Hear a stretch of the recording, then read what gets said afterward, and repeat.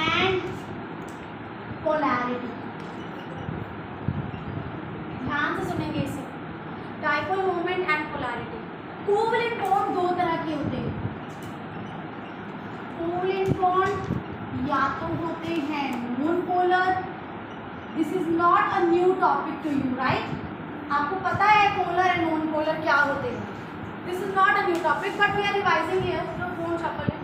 Covalent bond जब sharing हो रही है दो एटम्स के बीच में, वो नॉन पोलर हो सकते हैं कंपाउंड्स, वो पोलर भी हो सकते हैं। किस बेस पे डिपेंड करता है? Non polar, polar that means polarity, उस बॉन्ड में पोलैरिटी है या उस बॉन्ड में पोलैरिटी नहीं है।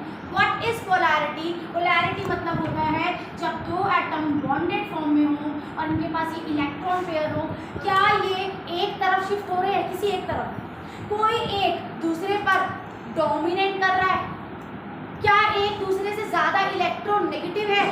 अगर थोड़ा सा भी डिफरेंस है, इसके पास इलेक्ट्रोनेगेटिविटी 2.5 है और इसके पास 2.6, तो डेफिनेटली ये ज्यादा इलेक्ट्रोनेगेटिव है, चाहे 0.1 का ही डिफरेंस क्यों ना हो।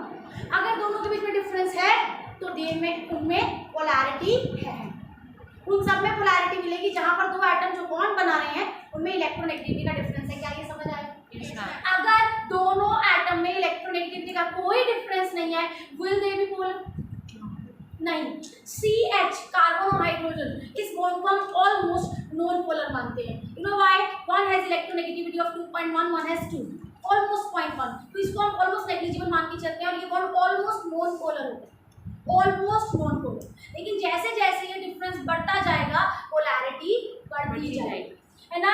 A और B है, A और C है, और मैंने कहा आपको A और B के बीच में जो इलेक्ट्रोनेगेटिविटी का डिफरेंस है, EA एंड EB, इस डिफरेंस में लेटर सपोज आंसर आता है 1.0। इन दोनों की इलेक्ट्रोनेगेटिविटी का डिफरेंस ये है।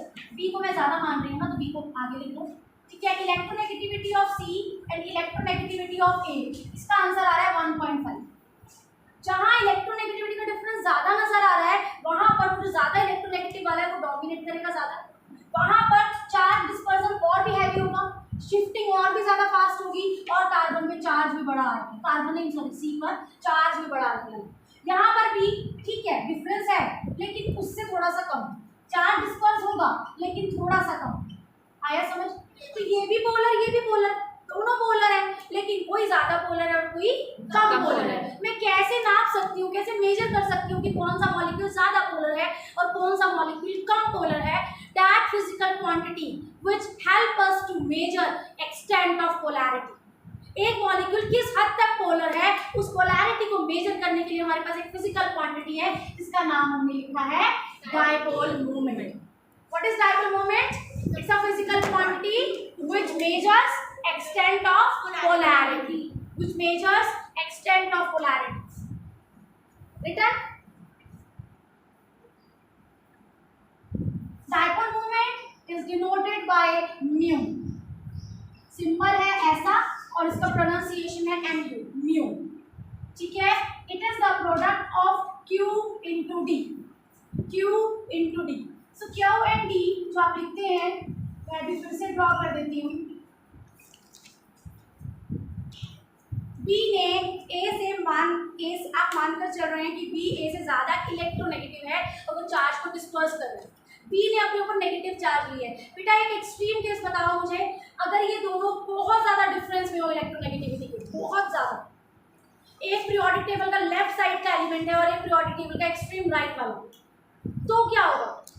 ये हम डिस्कस कर चुके हैं ये चीज। अगर दो एटम जो बॉन्ड बना रहे हैं उनका इलेक्ट्रोनेगेटिविटी का डिफरेंस इतना इतना इतना बहुत ज्यादा हो जाए, 1.9 से ज्यादा हो जाए, तो क्या होगा? क्या होगा? कोई एक आंसर दे सकता है मुझे कि मैंने आपको करवाया हुआ है क्लास में? I am fully sure. अगर इलेक्ट्रोनेगेटिविटी नहीं होती है तो क्या होता है? दोनों में डिफरेंस नहीं है इलेक्ट्रोनेगेटिविटी का, तो क्या होता है? No dispersion. जब होता है डिफरेंस तो इलेक्ट्रॉन शिफ्ट होने लगते हैं, जो ज्यादा इलेक्ट्रोनेगेटिव है उसकी तरफ स्लाइटली शिफ्टिंग, धीरे धीरे शिफ्टिंग बढ़ेगी। जैसे जैसे ए और बी के बीच में इलेक्ट्रोनेगेटिविटी का गैप बढ़ता है, वैसे वैसे शिफ्टिंग ऑफ इलेक्ट्रॉन ज्यादा ज्यादा और भी ज्यादा होने लग जाती है। मैं बोल रही हूँ अगर एक्सट्रीम डिफरेंस आ गया तो क्या होगा? Ionic. That bond will turn into ionic. तो उसको सोच कर चलते हैं ताकि मैं इस कांसेप्ट को आपको समझा सकूं। ए और बी में इतना डिफरेंस आ गया इलेक्ट्रोनेगेटिविटी का, ये बन गया बन गई। अब बी ने धीरे धीरे शिफ्ट नहीं किया इलेक्ट्रॉन्स को, just gone and take away there. अगर ऐसा हो जाए तो ये नेगेटिव किसके बारे में है? ये नेगेटिव क्या है? ये चार्ज है। गेन ऑफ इलेक्ट्रॉन मींस एक एक्स्ट्रा इलेक्ट्रॉन का चार्ज। एक एक्स्ट्रा इलेक्ट्रॉन का चार्ज होता कितना है? सही है। कौन बताएगा मुझे सीजीएस यूनिट में ये चार्ज कितना होता है? चार्ज की सीजीएस यूनिट पता है? सीजीएस सिस्टम पता है यूनिट्स का? 4.8 into 10 power minus 10 ESU, electrostatic unit. ESU concept को खराब नहीं करना, कंफ्यूज नहीं होना है। बी ने एक इलेक्ट्रॉन को लिया, इसके पास एक प्रोटॉन एक्स्ट्रा, दोनों चार्जेस सेम होते हैं ना, प्लस और माइनस का मैग्नीट्यूड सेम होता है, जस्ट नेचर ऑपोजिट है। ये जो चार्ज पूरा आया है ये एक इलेक्ट्रॉन का, कूलम्स में ये वैल्यू है, इलेक्ट्रोस्टैटिक यूनिट में ये वैल्यू है। क्या ये क्लियर है आपको? अब मैं इस वैल्यू के बारे में बात कर रही हूँ क्योंकि ये ज्यादा इंपॉर्टेंट है। अभी मुझे इसको लेते हैं। अब ये जो चार्ज है ये क्या है? ये चार्ज है स्लोली डिस्पर्स हुआ हुआ चार्ज। इस सिचुएशन में और इस सिचुएशन में क्या डिफरेंस है? यहाँ भी कोशिश कर रहा है इलेक्ट्रॉन को शिफ्ट करने की, यहाँ कर चुका है। जब वो कोशिश कर रहा है तो उस समय जो चार्ज होगा क्या वो इस वैल्यू से कम होगा? और जब कर चुका है तब ज्यादा होगा। समझ आया ये? ठीक है। तो अब हम क्या करेंगे, ये वाले चार्ज को क्या मान के चलेंगे? Order is of 10 power minus 10। मतलब जो भी ये चार्ज होने वाला है, ये क्यू चार्ज, जो भी ये चार्ज सेपरेटेड है वो होगा इसी ऑर्डर में 10 की पावर -10। लेकिन आगे का वैल्यू 4.8 नहीं होगा, क्या होगा? 4.0, 1.6, 3.2, 2.9, ये 4.8 से कम होगा। ऑर्डर यही रहने वाला है। तो आगे की वैल्यू को मैं स्पेसिफाई नहीं कर सकती, लेकिन इसको तो मैं स्पेसिफाई कर सकती हूँ। तो मैंने बोला Q is the charge separated, लिखो Q is the charge separated.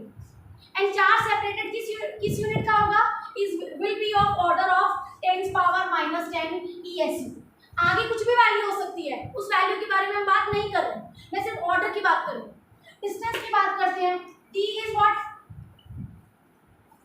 D is bond length.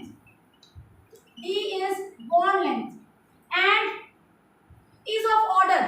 किस ऑर्डर का होता है bond length? Bond length generally हम मेजर करते हैं एंगस्ट्रॉम। एंगस्ट्रॉम को जब आप सेंटीमीटर में करेंगे, क्योंकि मैंने यहाँ पर सीजीएस यूनिट ली है तो यहाँ भी मैं सीजीएस यूनिट लूंगी 10 power -8 सेंटीमीटर। सही। आगे कुछ भी आंसर हो सकता है, वो मुझे नहीं पता, कुछ भी हो सकता है, 1.2, 1.3, 1.6, 0.8, कुछ भी आ सकता है। लेकिन ऑर्डर मुझे पता है 10 की पावर -8 आएगा। ठीक है। जब मैं इस न्यू को कैलकुलेट करती हूँ, Q into D, Q put करती हूँ वट एवर आंसर बट 10 की power -10 into what ever answer 10 की पावर -8। लास्ट में आया ESU सेंटीमीटर। तो ये आंसर और ये आंसर मिलकर बनाते हैं 10 की पावर -18 ESU सेंटीमीटर। और आगे कोई भी आंसर आएगा, ये मल्टीप्लाई करने के बाद जो भी वैल्यू आएगी साथ में ये आएगा। इस पूरी वैल्यू को हम बोलते हैं 1 divide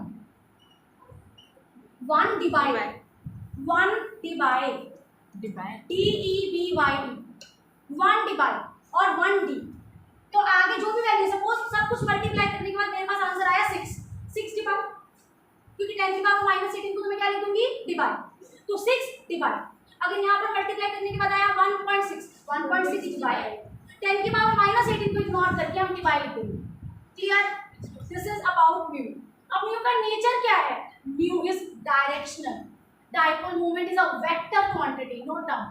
Dipole moment is a vector quantity and the vector is always moving from less electronegative to more electronegative atom. Is this been done? Yes, ma'am. Less to more. It is directional in nature, is a vector quantity. This is a vector Low to quantity. more. हाँ, less electronegative to more electronegative. यहाँ दिखाया है बेटा मैंने, इसको आप guess भी कर सकते हो, ज्यादा इलेक्ट्रोनेगेटिव की तरफ एरो शिफ्ट हो रहा है। ठीक है बेटा।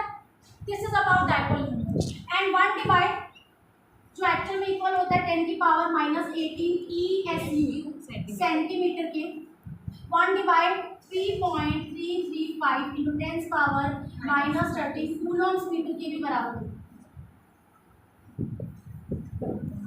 एंड ऐसा यूनिट डाइपोल मोमेंट की क्या होती है? Coulomb's metre. ये सेंटीमीटर नहीं है, सी छोटा नहीं है, सी बहुत कैपिटल है। ठीक है, it's capital and M is small. Coulombs metre SI unit है डाइपोल मोमेंट की, इट्स अ वेक्टर क्वांटिटी। ये सब चीजें हो गई। पोलैरिटी का कितना पोलर, अगर म्यू 0 आ गया तो मॉलिक्यूल क्या है, नॉन पोलर। पोलैरिटी का एक्सटेंट बता रहा है, कोई किसी की पोलैरिटी आई 1.47, दूसरे मॉलिक्यूल की पोलैरिटी आई 1.67, वो ज्यादा पोलर है, ये कम पोलर है, और जिसकी डाइपोल मोमेंट ही 0 आई है।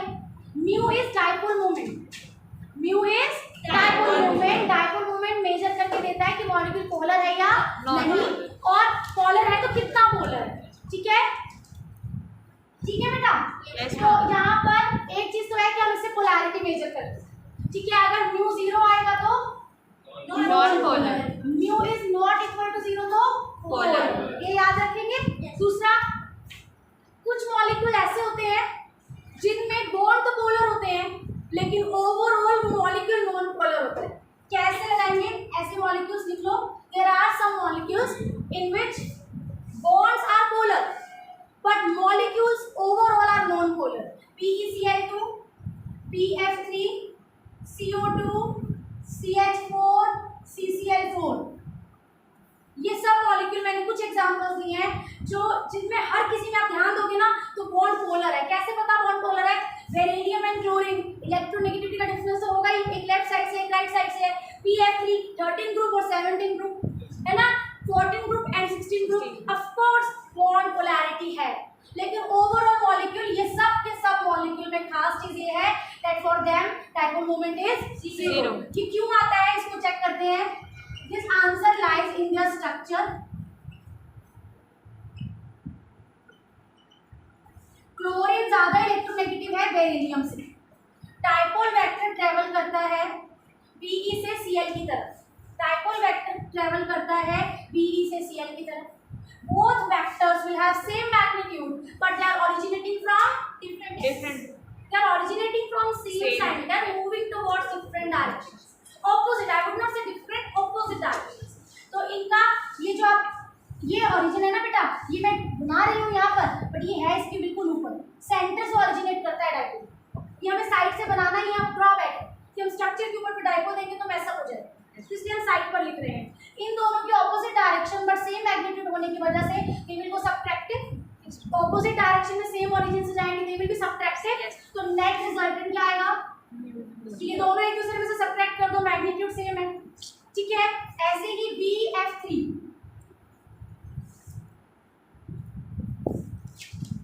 This is the structure of BF3।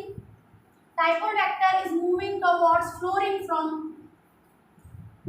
boron. Boron carry triple partial positive charge and fluorine, each fluorine get partial negative charge. किन्हीं भी दो का डाइपोल बनाओ, किन्हीं भी दो वेक्टर्स का डाइपोल वेक्टर्स का रिजल्टेंट ड्रॉ करो, that will go from center, ये डाइपोल एंड ये डाइपोल, इन दोनों का रिजल्टेंट कहाँ से जाएगा, सेंटर से उसी डायरेक्शन में, और उसी मैग्नीट्यूड का एक वेक्टर ऑपोजिट डायरेक्शन में होगा जो कि थर्ड डाइपोल है। तीन डाइपोल में से दो का एक रिजल्टेंट बनाएंगे, किन्हीं भी दो का एक रिजल्टेंट ड्रॉ करेंगे। वो रिजल्टेंट थर्ड डाइपोल जिसको आप अभी तक भूल चुके हो, उन दोनों में क्या है, opposite direction, and they are originating from same centre, same magnitude. What will be overall answer, 0। Mu will be 0। Bond polar होने के बावजूद बॉन्ड्स पोलर है बट फिर भी मॉलिक्यूल नॉन पोलर है, लिखिए इसको। तो ये सभी के सभी मॉलिक्यूल्स वो है जिनमें स्ट्रक्चर की वजह से डाइपोल मोमेंट 0 आई है, अदरवाइज बॉन्ड्स आर पोलर।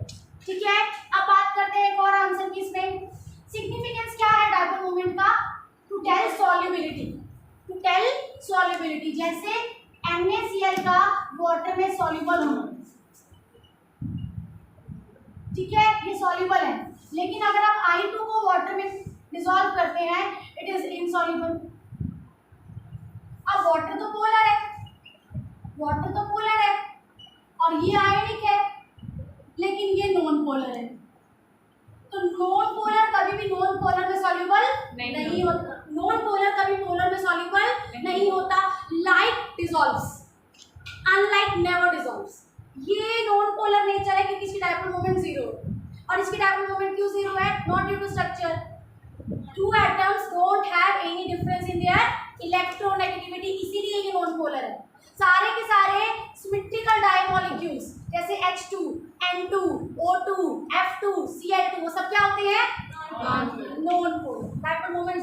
तो वाटर में ये सॉल्युबल नहीं होगा, और वाटर में आयनिक पार्ट अच्छे से सॉल्युबल होगा क्योंकि आयंस और पोलैरिटी, पोल भी तो आयंस ही है ना, बस पार्शियल है और ये प्रॉपर है, तो यहाँ पर इंटरेक्शन अच्छा चलेगा, लेकिन आयोडीन सॉल्युबल नहीं होता। तो हमें कहाँ हेल्प करती है पोलैरिटी या डाइपोल मोमेंट? डाइपोल मोमेंट हमें सजेस्ट करता है कि कौन सा सॉल्वेंट लेना चाहिए। अब मुझे कोई रिएक्शन आयोडीन के साथ चाहिए, पर आयोडीन तो वाटर में सॉल्युबल नहीं होता। If you have taken water as a medium तो रिएक्शन होगा नहीं, वाटर में आ ही नहीं रहा आयोडीन, वो सॉल्युबल फॉर्म में नहीं आया, तो रिएक्शन कैसे देगा? तो हमें बहुत हेल्प करती है नॉलेज ऑफ डाइपोल मोमेंट। ठीक है, इसी तरह से एक और क्वेश्चन है, राइट डाउन दैट। ठीक है, अब आ गया यहाँ पर क्लोराइड, इंटरेक्ट करेगा नेगेटिव एंड पॉजिटिव है तो सॉल्युबल हो जाएगा, इंटरेक्शन अच्छे है ना। यहाँ पर तो पोल्स है, इसके पास पोल्स ही नहीं है, तो किस वजह से इंटरेक्ट करेगा? ठीक है, एक क्वेश्चन लिखो last, polarity of sorry not polarity, dipole moment of ammonia is higher than dipole moment of NF3। ये दोनों दिखने में सेम मॉलिक्यूल्स लग रहे हैं, लेकिन इनका डाइपोल मोमेंट डिफरेंट है। The answer lie in their structures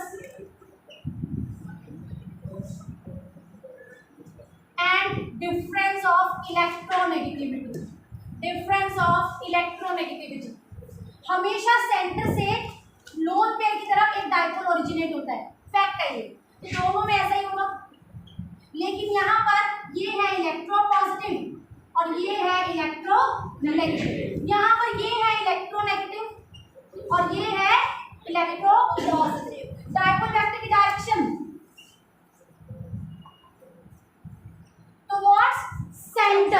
towards center and this is away from center। Shape imagine करनी है, कैसी है? पिरामिडल, ऐसे। अब सेंटर की तरफ अगर डाइपोल जाएंगे तो ओरिजिनल जो नया डाइपोल बनेगा, रिजल्टेंट वाला, वो कहाँ बनेगा? ऊपर की तरफ, पॉइंटिंग अपवर्ड। तीनों के तीनों यहाँ पर सेंटर की तरफ मीट कर रहे हैं, तो ऊपर रिजल्टिंग डाइपोल बना, और साथ में एक और डाइपोल है लोन पेयर वाला, वो और ये रिजल्टेंट डाइपोल क्या हो जाएंगे? एडिटिव है ना, सेम डायरेक्शन में डाइपोल ओरिजिनेट हो रहे हैं सेम सेंटर से, दे विल एड अप, तो नया डाइपोल मोमेंट ज्यादा आएगा। यहाँ देखो तीनों के तीनों जा रहे हैं नीचे की तरफ, देखो कैप है जो डाउनवर्ड नीचे की तरफ शिफ्ट कर रहे हैं, इसका नया जो रिजल्टेंट डाइपोल बनेगा वो कहाँ बनेगा? सेंटर में, बट डाउनवर्ड, सेंटर में ही डाउनवर्ड। और एक डाइपोल है छोटा है लेकिन ऊपर की तरफ, ऊपर छोटा है नीचे बड़ा डाइपोल है लेकिन ऑपोजिट डायरेक्शन में दोनों, तो net result will be subtractive. तो बड़े में से छोटे वाला डाइपोल माइनस हो गया, ओवरऑल आंसर कम आएगा, इससे तो कम ही आएगा। तो यहाँ पर नेट रिजल्टेंट डाइपोल को लिखो एडिटिव, एंड ये हुई इसकी अमोनिया की डाइपोल मोमेंट, और यहाँ पर नेट रिजल्ट डाइपोल वेक्टर लिखो, साइड पर लिखते हैं हमेशा, नीचे की तरफ यहाँ पर हो जाएगा सबट्रैक्टिव, एडिटिव सबट्रैक्टिव। तो ये वाला जो है डाइपोल मोमेंट वो ज़्यादा रहेगा NF3 से। टेबल है आपकी एनसीईआरटी में, ठीक है, उसको मार्क कर लेना, उसमें पूरा टेबल है डाइपोल मोमेंट का, सभी मॉलिक्यूल्स की डाइपोल मोमेंट दी हुई है आपको, ठीक है, यहाँ तक कर लेना, बाकी मंडे